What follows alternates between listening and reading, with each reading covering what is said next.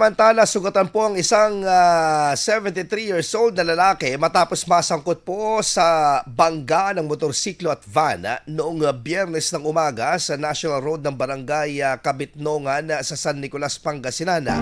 Ayon sa ulat ng pulisya, minamaneho ng biktima ang isang motorsiklo nang bigla itong mag-U-turn mula sa shoulder lane patungo sa kabilang linya ng kalsada.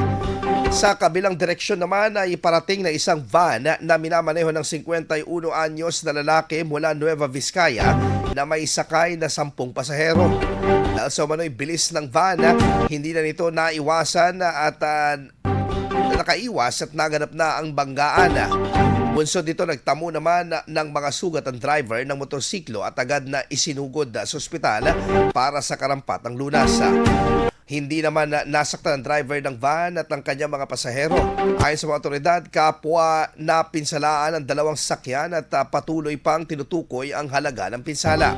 Nasa kusodiya na ng San Nicolas Municipal Police Station ang mga sangkot para sa karagdagang investigasyon at tamang aksyon.